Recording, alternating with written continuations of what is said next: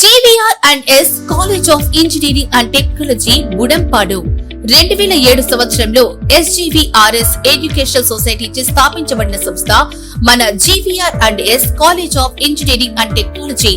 ఈ సొసైటీని engineering and technology మరియు మేనేజ్మెంట్ రంగాల్లో ఉన్నత విద్యను ప్రతి విద్యార్థికి అందించి అద్భుతమైన నైపుణ్యాలతో వారి కలలను సాకారం చేసుకోవడానికి మరియు విద్యార్థులు అంతా కూడా ఉన్నత శిఖరాలను చేరుకోవాలనే ముఖ్య లక్ష్యంతో highly certified and experienced #1 teaching faculty చే నూతన విద్యా విధానాలతో ఇంజనీరింగ్ విద్యా రంగంలో అదిరిపోయే ఫలితాలతో సంచలనాలు సృష్టిస్తూ ముందుకు దూసుకెళ్తున్న సంస్థ మన GVR&S college.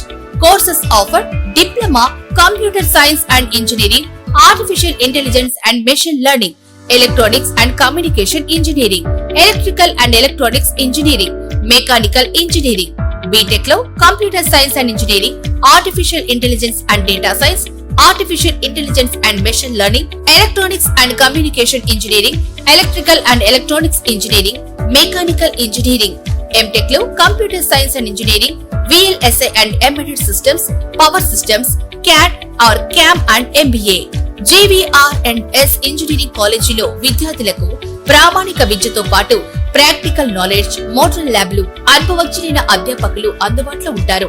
Placement training, internship అవకాశాలు, ప్రాజెక్ట్ గైడెన్స్ మరియు కో కరికులర్ యాక్టివిటీస్ ద్వారా విద్యార్థుల సంపూర్ణ అభివృద్ధికి మా కాలేజ్ కట్టుబడి ఉంటుంది. AICTE అప్రూవల్ తో పాటు మంచి విశ్వవిద్యాలయ అనుబంధంతో విద్యార్థులకు బలమైన కెరీర్ బేస్ ను అందించబడుతుంది. మీ భవిష్యత్తుకి బలమైన పునాదిని GVR&S ఇంజనీరింగ్ కాలేజ్ తో నిర్మించుకోండి. మరిన్ని వివరాలకు మరియు అడ్మిషన్లకై సంప్రదించండి. GVR&S college of engineering and technology, Budampadu.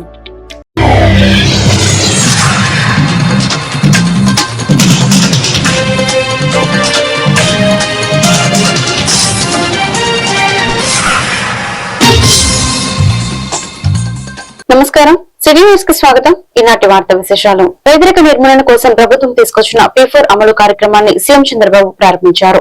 బంగారు కుటుంబాలు మార్గదర్శులతో సీఎం ముఖాముఖి నిర్వహించారు. ఇప్పటి వరకు ప్రభుత్వం బంగారు కుటుంబాలు మార్గదర్శకుల ఎంపిక ప్రక్రియ చేపట్టింది. P4 లో దాదాపు 13 లక్షల బంగారు కుటుంబాలను గుర్తించింది. మార్గదర్శులుగా 1.40 లక్షల మంది పారిశ్రామికవేత్తలు, ప్రవాసాంధ్రులు ముందుకొచ్చారు. ఈ సందర్భంగా సీఎం చంద్రబాబు మాట్లాడుతూ, పేదరిక నిర్మూలన ఇప్పటిది కాదు, ఎన్టీఆర్ సిద్ధాంతం ఇది. ఆనాడు వెలుగు కార్యక్రమం తీసుకొచ్చాం. దీని ముఖ్య ఉద్దేశం పేదరిక నిర్మూలన. ఆర్థిక సంస్కరణ వల్ల సంపద సృష్టించడం చాలా సులభమైందని అన్నారు.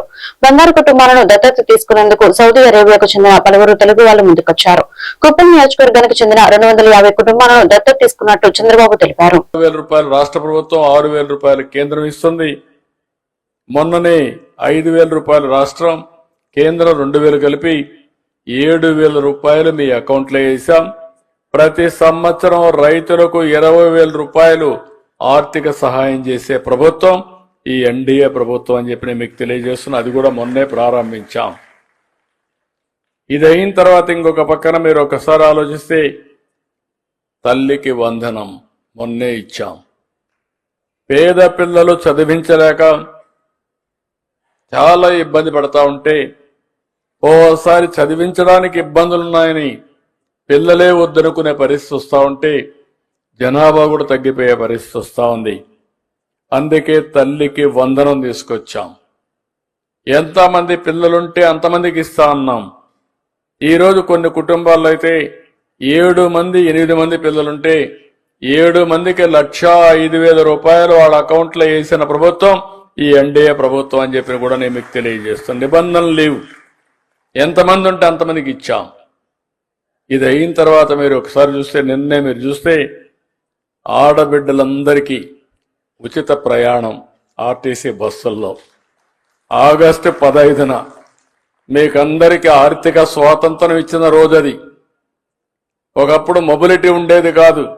ఆడబిడ్డలు బయట రావాలంటే చాలా ఆంక్షలు, ఉద్యోగాలు చేసుకున్న వాళ్ళకి సగం కట్ అయ్యేది. ఇప్పుడు భర్త భార్య ఉద్యోగం చేస్తే కాస్తో కూస్తో భర్త ఆదాయం ట్రాన్స్పోర్టేషన్ కూడా పోతే నెట్గా మీకు మాత్రం ఎంత జీతం వస్తుందో అంత జీతం తీసుకునే పరిస్థితి తీసుకొచ్చామంటే అది ఈ ప్రభుత్వం చూపించే విధానం, మహిళల పట్ల ఆసక్తి. దీనివల్ల చాలా లాభాలు. పిల్లలు చదువుకోవాలంటే, స్కూలుకు పోవాలంటే ఈజీగా పోవడం, ఇంకొక పక్కన ఎవరైనా వ్యాపారాలు చేసుకోవాలంటే వ్యాపారాలకి సులభతరంగా ప్రయాణ సౌకర్యం చేయడం, ఇంకొక పక్కన ఎవరైనా దేవాలయాలు చూడాలనుకుంటే ఇంట్లో కూర్చొని బోరు కొడితే దేవాలయం కూడా చూసి దర్శనం చేసుకుని మళ్ళా ఇంటికి రావడం, ఇలాంటి అనేక రాబందుల స్వైర విహారంలో రాష్ట్రంలో మహిళలకు రక్షణ లేకుండా పోయిందని వైఎస్ఆర్సీపీ అధికార ప్రతినిధి ఆర్ఏ శ్యామల ఆవేదన వ్యక్తం చేశారు. మంగళవారం ఉదయం పార్టీ కేంద్ర కార్యాలయంలో ఆమె మీడియాతో మాట్లాడారు. ఎన్నికలకు ముందు చెప్పిన మాటలు ఏంటి, ఇప్పుడు జరుగుతున్న దారుణాలు ఏంటి? రాష్ట్రంలో రాబందులు స్వైర విహారం చేస్తున్నాయి. మహిళలకు రక్షణ లేకుండా పోయింది. టీడీపీ ఎమ్మెల్యేలు అరాచకవాదులుగా మారిపోయారు. మహిళా ఉద్యోగుల పాలిట టీడీపీ ఎమ్మెల్యేలు రాక్షసులుగా మారారు. ఇన్ని దారుణాలు జరుగుతుంటే పవన్ కళ్యాణ్ ఎక్కడ ఉన్నారని ఆమె సూటిగా ప్రశ్నించారు. రాబందులు స్వైర విహారం చేస్తున్నారు. పొలిటికల్ గవర్నెన్స్ రెడ్ బుక్ పేరుతో రాజ్యాంగ హక్కులను కాలరాస్తోంది ఈ కూటమి సర్కార్. చంద్రబాబు అండతో ఉద్యోగులు, దళితులు, మహిళలపై ఎమ్మెల్యేలు చేస్తున్న దాడులు, దాష్టికాలు చెప్పనలవి కాకుండా ఉన్నాయి. ఏ అధికారం లేకున్నా కూడా ఉద్యోగులపై కూటమి ప్రభుత్వంలో కూటమి ఎమ్మెల్యేలు ఎందుకు అధికారాలు చలాయిస్తున్నారు? అసలు ఉద్యోగులపై అధికారం చలాయించే హక్కు ఎమ్మెల్యేలకు ఎవరిచ్చారు? మాట వినని ఉద్యోగులపై వేధింపులు, బదిలీలు. నిన్నటికి నిన్న చూసుకుంటే కేజీబీవీ ప్రిన్సిపల్ ను వేధిస్తూ ఆమదాల వలసలో ఎమ్మెల్యే కూన రవికుమార్ గారి ఉదంతం మనం మాట్లాడాలి ముందుగా. అంటే కూటమి ప్రభుత్వం వచ్చిన నాటి నుండి రాష్ట్రంలో ఇందాక నేను చెప్పినట్టు దళితులు, ఉద్యోగులు, అందులో మహిళా ఉద్యోగుల పట్ల ముఖ్యంగా ఈ ఎమ్మెల్యేలు చేస్తున్న ఒత్తిడి, ఈ ఎమ్మెల్యేలు చేస్తున్న దారుణాలు, బెదిరింపులు, దాష్టికాలు ఒక్కొక్కటి పెరిగిపోతూనే ఉన్నాయి.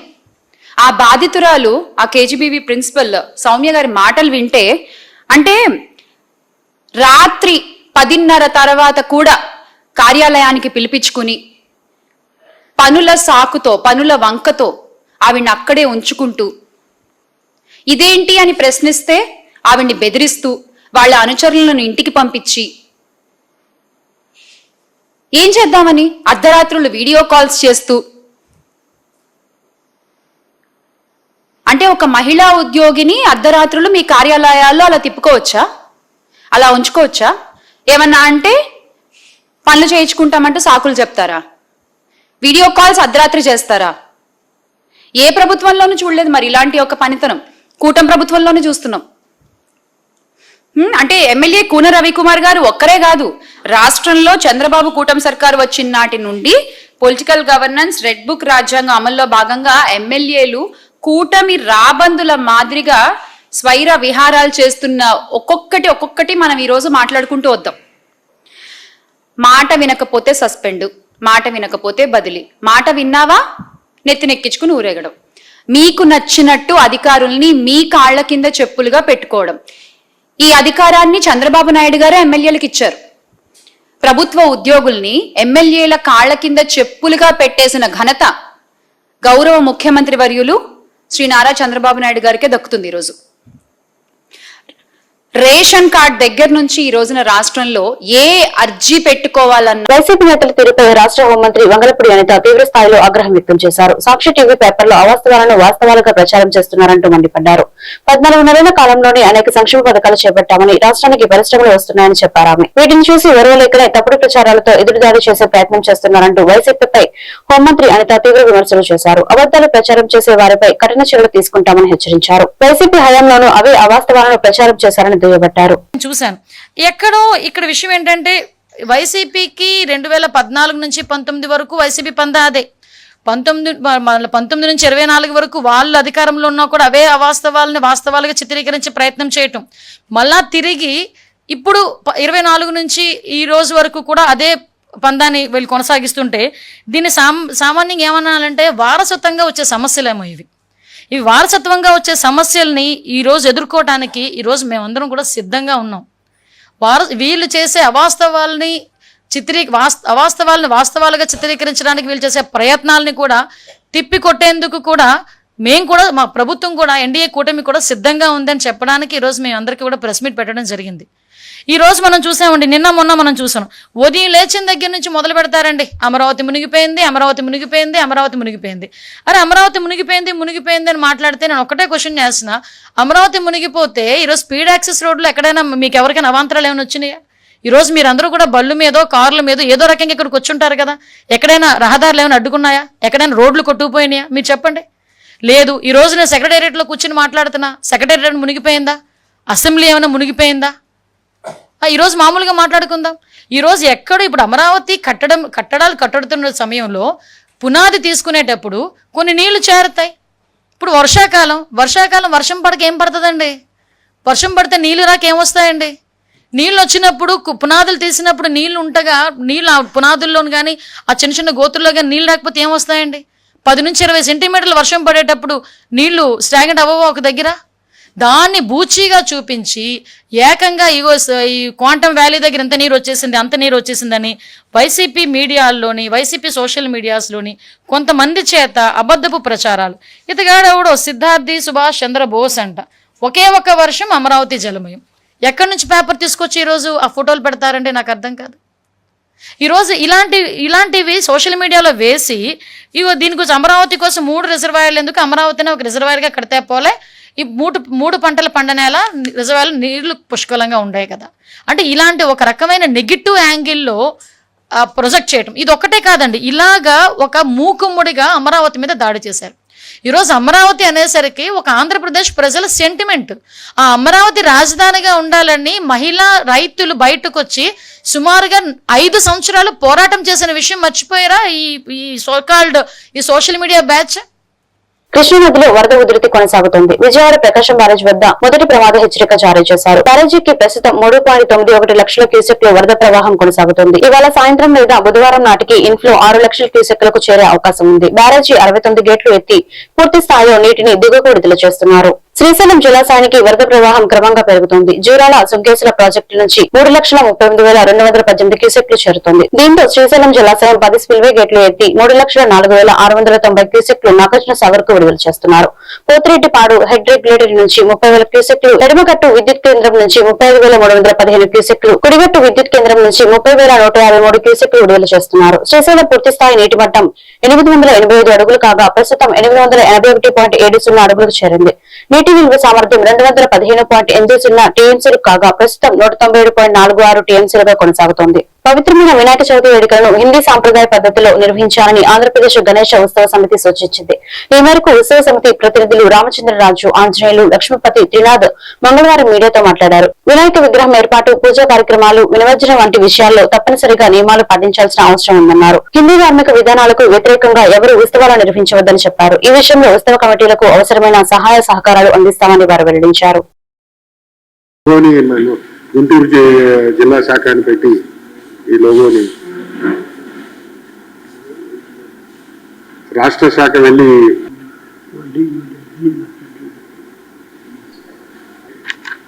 ఏం పాటించాలి, ఏం చెయ్యాలి అన్నది కూడా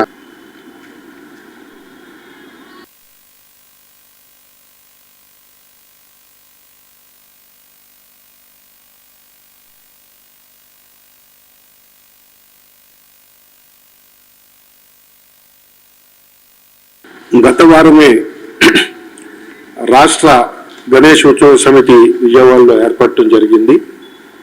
దానికి పెద్దలు గంగరాజు గారు గౌరవ అధ్యక్షులుగా, అలాగే మన ఆంజనేయులు గారు విజయ డైరీ ఎండి అయిన ఆంజనేయులు గారు వారి అధ్యక్షులుగా కమిటీ ఏర్పాటు చేయటం జరిగింది. ఆ కమిటీ ఏంటంటే రాష్ట్ర ప్రభుత్వంతో చర్చించి ఈ ఉత్సవాలు రాష్ట్రమంతా కూడా సరైన విధంగా ఉత్సవాలు అందరూ జరుపుకునే విధంగా గైడ్ లైన్స్ని విడుదల చేసి అన్ని జిల్లాల్లో కూడా రాష్ట్ర వ్యాప్తంగా అన్ని జిల్లాల్లో కూడా కమిటీలను ఫామ్ చేసి ఈ కమిటీ ఏదో రాజకీయాలకు సంబంధం లేకపోతే ఒక పార్టీకి సంబంధం లేకుండా మీ అందరికీ తెలుసు నేను ఏ పార్టీకి చెందిన వాడిని కాదు. నన్ను ఇలాగా వీరు అడగగానే ఒప్పుకుంటే కారణం ఏంటంటే వాళ్ళు దాంట్లో పెట్టినది చాలా ఇంపార్టెంట్ ఇది పెట్టారు, పర్యావరణాన్ని పరిరక్షించుకుంటూ మనం పండుగ చేసుకోవాలి అన్నది. ప్లాస్టిక్ వాడకుండా కూడా మేము కోరుకుంటుంది ఏంటంటే ఈ పర్మిషన్లు కూడా ఏంటంటే అన్ని పాటించే వాళ్ళని ఏమి పాటించిన వాళ్ళని అందరినీ ఒకలాగే చూస్తారు వాళ్ళు. ఈ పర్మిషన్ కోసం వెళ్తే రకరకాలుగా ఇబ్బంది పెట్టి ఇవి కూడా జరుగుతుంది. అలాంటి ఇబ్బంది కూడా జరగకుండా ఆ శాఖలతో మేమే కలెక్టర్ గారిని, ఎస్పీ గారిని అందరినీ కలుస్తాం, వారందరికీ వివరిస్తాం ఏం చేయబోతున్నామో. మేము మధ్యలో ఉండి ఇటు వీరికి ఎలా నిర్వహించాలో, వీళ్ళకి పండుగ చేసుకుంటున్న ప్రతి ఒక్కరికి కూడా చెప్తాము. అలాగే ప్రభుత్వానికి కూడా వీళ్ళ వల్ల ఏ విధమైన ఇబ్బంది లేకుండా చూసేటట్టు ప్రభుత్వంతో కూడా రిక్వెస్ట్. మేము 41 సంవత్సరాల నుంచి మేము చేస్తూ కూడా ఎక్కడైతే పెడదాం అనుకున్నామో ఆ ఆగుబాజు దగ్గర ఎంటీ స్థలాలు ఎక్కడైతే ఉంటే మేము అక్కడ ₹1,00,000, ₹1,50,000 పెట్టి మేమే రిపేర్ చేసుకొని మేమే దిమ్మెలు కట్టుకొని రోడ్డు మీద పెట్టకుండా స్థలంలో పెట్టేవాళ్ళం. మీరు ముఖ్యంగా ఒక గమనిక, గణేష్ ఉత్సవ మండలి ఎవరైనా పెట్టుకోండి, లైసెన్స్ కానీ కరెంటుకి కానీ దాని అన్నిటికీ ఒక సమితి కోఆపరేట్ చేస్తుంది. కానీ మీరు ఘాటుగా రాయాలి ప్రశ్న. మీరు స్థలాలు ప్రతి బజార్లో 2-3 ఖాళీలు ఉన్నాయి. 300 గజాలు ఉందా, 500 గజాలు ఉందా, 700 గజాలు ఉందా, 900 గజాలు, ఆ స్థలంలో పెట్టుకోమని చెప్పండి. ప్రిపేర్ చేసుకొని ఆ ఓనర్ని రిక్వెస్ట్ చేసి, అంతగా ఆ ఓనర్ అనకపోతే మేము వచ్చి చెప్పడానికి కూడా సిద్ధంగా ఉన్నాం. ఏమండి 9 రోజులు లేకపోతే 6 రోజులు 3 రోజులు పెట్టుకుంటారు. ఎందుకు పెట్టలేదంటే రోడ్డు మీద పెట్టిన దగ్గరే స్థలం ఉంది. జిల్లా పోలీస్ కార్యాలయంలో శ్రీ వీరభద్ర స్వామి పల్లెర జాతర మహోత్సవాలు వైభవంగా నిర్వహించారు. ఇందులో భాగంగా ఉదయం విశేష అభిషేకాలు, శాంతి హోమాలు, బియ్యం కొలత కార్యక్రమాలు జరిగాయి. అదేవిధంగా సాయంత్రం స్వామివారి ఊరేగింపు చేపట్టారు. పోలీస్ అధికారులు, సిబ్బంది పెద్ద సంఖ్యలో కార్యక్రమంలో పాల్గొన్నారు. వేద మంత్రోచ్చారణ నడుమ నిర్వహించిన ఈ పూజా కార్యక్రమంలో కుటుంబ సమేతంగా పాల్గొన్నారు. దైవ దర్శనం గావించి తీర్థ ప్రసాదాలను స్వీకరించారు. వీరభద్ర స్వామి పల్లెర మహోత్సవాల విశిష్టతను ఏడుకొండల రెడ్డి మీడియాకు వెల్లడించారు.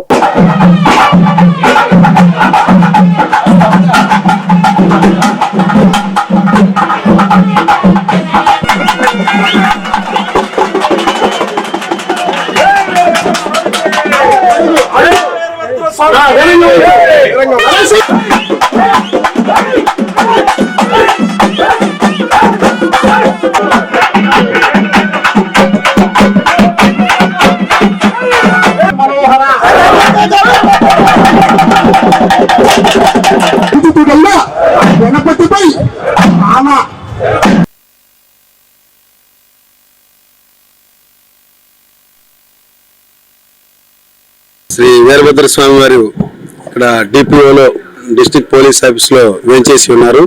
స్వామివారిది ప్రతి ఏటా కూడా ఈ యొక్క పల్లెర జాతర అనే కార్యక్రమాన్ని ఇక్కడ ఉన్నటువంటి పోలీస్ సోదరులు, మాతో కలిసినటువంటి బయట ఎంతో మంది కూడా ఈ కార్యక్రమంలో ఉత్సాహంగా పాల్గొనడం అనేది జరుగుతుంది. ఈ స్వామివారు చాలా శక్తి గలవారు అని చెప్పి మేమందరం కూడా నమ్మి స్వామివారిని ఎప్పుడు కూడా కొలుస్తూ ఉంటాము. ప్రతి సంవత్సరం కూడా ఈ యొక్క స్వామివారి జాతర అనేది జరుగుతూ ఉంటది. ఉదయం 6 గంటలకే ఈ కార్యక్రమాలు అనేది స్టార్ట్ అయినాయి. విఘ్నేశ్వర పూజ, మొదటగా విఘ్నేశ్వర పూజ, పుణ్యాహ వాచనము, మండపారాధన, అఖండం భద్రకాళి సమేత వీరభద్ర స్వామి కలశ స్థాపన, వీరభద్ర స్వామి వారికి పంచామృతాలు, నవరత్నములతో మహారుద్రాభిషేకము, నానావిధ పరిమళ పుష్పములు, మారేడు దళములు, బిల్వపత్రములతో పూజలు, స్వామివారికి ప్రత్యేక అలంకరణ, సర్వజన సంరక్షణార్థము, సమప్త స్వామివారి రక్షణార్థము, సర్వదోష పరిహారార్థము, అఘోర శాంతి రుద్రహోమం, స్వామివారికి ఆనకట్టుట, బియ్యం కొలత, హారతి, మంత్రపుష్పము, తీర్థప్రసాదములు వితరణ. సాయంత్రం విఘ్నేశ్వర పూజ, హోమం, కలశ పూజ, స్వామివారి పల్లెర జాతర, ఊరేగింపు మహోత్సవం, పూర్ణాహుతి, ఆట విడుపు, బియ్యం కొలత, హారతి, మంత్రపుష్పం, తీర్థప్రసాదముల వితరణ. రాత్రి 7:30 ముక్కోటి దీపార్చన కూడా స్వామివారికి సమర్పించడం అనేది జరుగుతుంది. అదేవిధంగా రాత్రి 8 గంటలకు అన్న సంతర్పణ. కావున గుంటూరు పోలీసు వారు భక్తులందరికీ కూడా ఈ యొక్క వీరభద్ర స్వామి, భద్రకాళి అమ్మవార్ల పల్లెర జాతరలో పాల్గొని స్వామివారిని మన యొక్క వేషధారణ, మన యొక్క ఘోషతో స్వామివారిని ఆనందింపజేసి అందరూ కూడా సుఖశాంతులతో ఉండాలని సర్వే జన సుఖినో భవంతు. సిపిఐ జిల్లా కార్యదర్శిగా కోట మాల్యాద్రి, సహాయ కార్యదర్శులుగా మేడా హనుమంతరావు, తిరుపతయ్య ఎంపికయ్యారు. ఈ మేరకు 2 రోజుల పాటు గుంటూరులో జరిగిన జిల్లా మహాసభల్లో తీర్మానం చేశారు. మొత్తం 13 మందిలో నూతన కార్యవర్గం ఏర్పాటు చేయడం జరిగిందని మాజీ జిల్లా కార్యదర్శి జంగాల అజయ్ కుమార్ తెలిపారు. నూతన కార్యవర్గం ఏర్పాటు ద్వారా పార్టీని మరింత బలోపేతం చేస్తామన్నారు. త్వరలో ఒంగోలులో జరగనున్న రాష్ట్ర మహాసభలను విజయవంతం చేయాలని కోరారు. అందరి సహకారంతో జిల్లాలో ప్రజా సమస్యల పరిష్కారానికి కృషి చేస్తామని నూతన కార్యదర్శి మాలాద్రి, సహాయ కార్యదర్శి హనుమంతరావు, తిరుపతయ్య తెలిపారు. ఈ సందర్భంగా నూతన కార్యదర్శి ఇతర కార్యవర్గ సభ్యులను ఘనంగా సత్కరించి అభినందించారు. నమస్కారాలు. భారత కమ్యూనిస్ట్ పార్టీ 26వ జిల్లా మహాసభలు గుంటూరు నగరంలో ఈ నెల 17, 18వ తేదీల్లో అంటే మొన్న నిన్న అత్యంత జయప్రదంగా జరిగినాయి. మొదటి రోజు ప్రదర్శన బహిరంగ సభ, రెండవ రోజు ప్రతినిధి సభ జరిగింది. ఈ మహాసభల్లో నూతనంగా జిల్లా పార్టీ కార్యదర్శిగా కామ్రేడ్ కోట మాల్యాద్రి ఎన్నికవడం అనేది జరిగింది. అలాగే సహాయ కార్యదర్శులుగా కామ్రేడ్ మేడా హనుమంతరావు గారు, అలాగే కామ్రేడ్ చిన్ని తిరుపతి గారు, వీరితో పాటు మరొక 13 మంది కమిటీ సభ్యులు, ఒక ఆహ్వానితుడితోటి కార్యవర్గాన్ని, 53 మంది సమితి సభ్యుల్ని, ఒక 3 ఆహ్వానితుల్ని ఎన్నుకోవడం అనేది జరిగింది. ఈ మహాసభల్లో చేసిన తీర్మానాలు ఇవన్నీ నూతనంగా ఎన్నికైనటువంటి కామ్రేడ్స్ నడుపుతారు. ఈ నెల 20 నిన్న మొన్న గుంటూరు నగరంలో భారత కమ్యూనిస్ట్ పార్టీ 26వ మహాసభలు విజయవంతంగా జరుపుకోవడం జరిగింది. 17వ తారీఖున బిఆర్ స్టేడియం నుండి మరి వల్లూరి గంగాధరరావు ప్రాంగణం మన పక్కన ఉన్నటువంటి కొన్ని స్థలంలో బహిరంగ సభ కూడా నిర్వహించుకున్నాం. ఈ ర్యాలీలో ప్రజలంతా కూడా ఎర్ర చొక్కాలతోటి కార్యకర్తలు, జిల్లా వ్యాప్తంగా వచ్చినటువంటి కార్యకర్తలంతా కూడా మరి ఎర్ర కవాతు ఈ నగరంలో తొక్కడం జరిగింది. అట్లాగే అనంతరం బహిరంగ సభ విజయవంతంగా అననుకూల వాతావరణంలో ఒక పక్క వర్షం వస్తున్నప్పుడు కూడా మరి కార్మికులు, కర్షకులు, విద్యార్థులు, యువజనులు అంతా కూడా మరి వాళ్ళు విజయవంతంగా నిర్వహించారు. దాంట్లో రాష్ట్ర కార్యదర్శి రామకృష్ణ గారు, సహాయ కార్యదర్శి ముప్పాల నాయక్ గారు, అట్లాగే మరి రాష్ట్ర కార్యదర్శి సభ్యులు మరి జంగాల అజయ్ కుమార్ గారు, అట్లాగే కమిటీ సమితి సభ్యులంతా కూడా పాల్గొని విజయవంతంగా జరపడమైంది. మహాసభ నిన్న మరి మహాసభలో కూడా మరి విజయవంతమైనటువంటి మరి నమస్కారం. ఈ నెల 17, 18వ తారీఖున గుంటూరు జిల్లా 26వ మహాసభ జరిగింది. ఆ మహాసభ ఇంతకుముందు ఎప్పుడు లేనంత విధంగా 17వ తారీఖున భారీ ర్యాలీతో పాటు బహిరంగ సభ, అదేవిధంగా 18వ తారీఖు ప్రతినిధుల మహాసభ జరిగింది. ఇందులో ఈ గుంటూరు జిల్లా కమిటీకి జిల్లా కార్యదర్శిగా కామ్రేడ్ కోట మాల్యాద్రి గారిని, సహాయ కార్యదర్శిగా మేడా హనుమంతరావుని, మరో సహాయ కార్యదర్శిగా చిన్ని తిరుపతి గారిని, మాతో పాటు 13 మంది కార్యవర్గ సభ్యులతో ఒక ఆహ్వానితులతో ఎన్నుకోవటం చాలా గర్వకారణం. అదేవిధంగా గుంటూరు జిల్లాలో పోరాటాలకి, ఉద్యమాలకి పెద్ద నాయకులు, ఉద్యమకారులు, పోరాట యోధులు, ఎంతో మంది మహానుభావులు. గుడివాడ మెయిన్ రోడ్ లోని శ్రీ విఘ్నేశ్వర స్వామి వారి దేవస్థానం నూతన కమిటీ ప్రమాణ స్వీకారం. కమిటీ చైర్మన్ గా సాయన రాజేష్, కమిటీ సభ్యులచే దేవాదాయ శాఖ అధికారులు ప్రమాణ స్వీకారం చేయించారు. సభలో ఎమ్మెల్యే రాము మాట్లాడుతూ దేవాలయ పటిష్టత కోసం ప్రభుత్వం అన్ని విధాలుగా కృషి చేస్తుందన్నారు. భక్తుల మనోభావాలకు అనుగుణంగా కుటుంబ ప్రభుత్వం దేవాలయాల్లో ఆధ్యాత్మిక కార్యక్రమాలు జరిగేలా చర్యలు తీసుకుంటామన్నారు. కమిటీ సభ్యులు వీరమాచార్య శైలజ, వాసు, పంచమర్తి శ్రీనివాసులు, పోతురాజు తదితరులు ఎమ్మెల్యే అభినందించారు. ఈ కార్యక్రమంలో ఏపీఎస్ WHS చైర్మన్ రావి వెంకటేశ్వరరావు, ఎలవర్తి శ్రీనివాసరావు, జనసేన ఇన్ఛార్జ్ బుర్రగడ్డ శ్రీకాంత్, కుటుంబ నాయకులు పాల్గొన్నారు.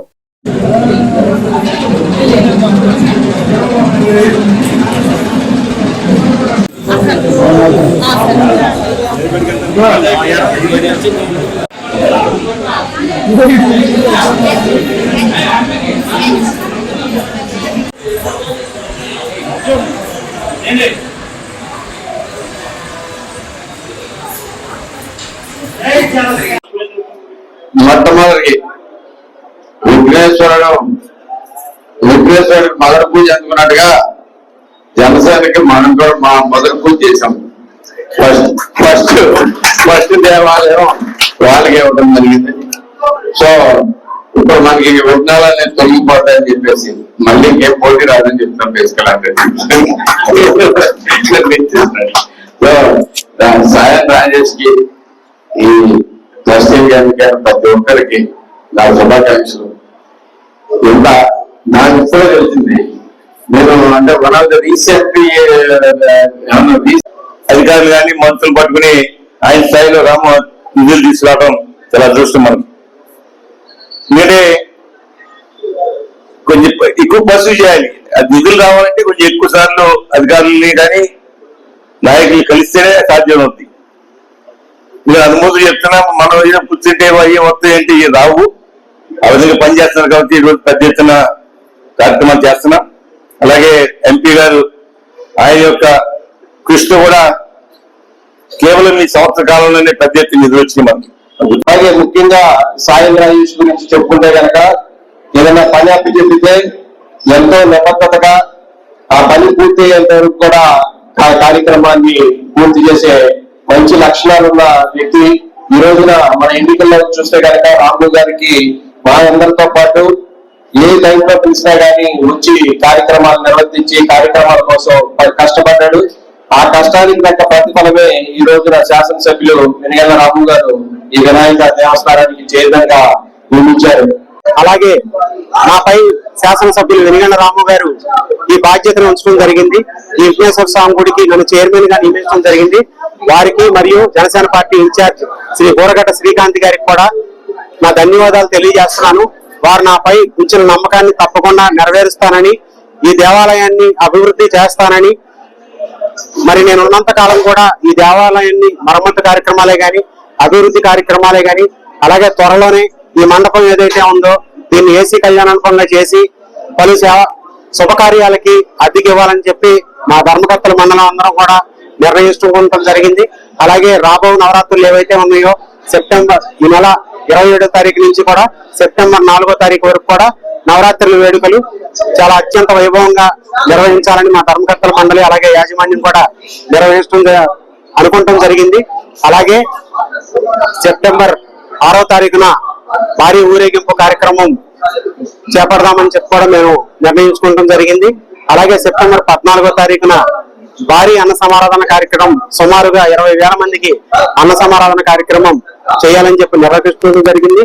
మరొకసారి ఇక్కడికి విచ్చేసి నన్ను ఆశీర్వదించి మా ధర్మకర్తల మండలిని అలాగే నన్ను కూడా ఆశీర్వదించడానికి వచ్చిన పెద్దలు, ప్రముఖులు, రాజకీయ నాయకులు అలాగే గుడివాడ రూరల్ మండలం గుంటా కోడూరు మోటారు వ్యవసాయ పరపతి సహకార సంఘాల నూతన కమిటీ ప్రమాణ స్వీకారం కార్యక్రమాలు ఘనంగా జరిగాయి.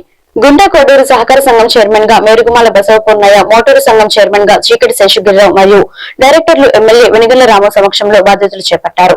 ఈ జరిగిన సభల్లో ఎమ్మెల్యే రాము మాట్లాడుతూ గుడివాడ నియోజకవర్గ రైతాంగ అభ్యున్నతి ఎజెండాగా పనిచేస్తూ అనేక సమస్యలు పరిష్కరించామన్నారు. గ్రామ స్థాయిలో పరిష్కారం కాని సమస్యలను తన దృష్టికి తీసుకువస్తే పై స్థాయికి వెళ్లి పరిష్కారం చేస్తామన్నారు. సహకార సంఘాల కమిటీలుగా బాధ్యతలు చేపట్టిన ప్రతి ఒక్కరూ తమ పదవులను బాధ్యతగా భావిస్తూ రైతాంగానికి చేయూతనివ్వాలన్నారు. ఈ కార్యక్రమంలో AP state where housing corporation director రావి వెంకటేశ్వరరావు, జనసేన ఇన్ఛార్జ్ బుర్రగడ్డ శ్రీకాంత్, కూటమి పార్టీల నాయకులు, రైతులు పెద్ద సంఖ్యలో గ్రామాల ప్రజలు పాల్గొన్నారు.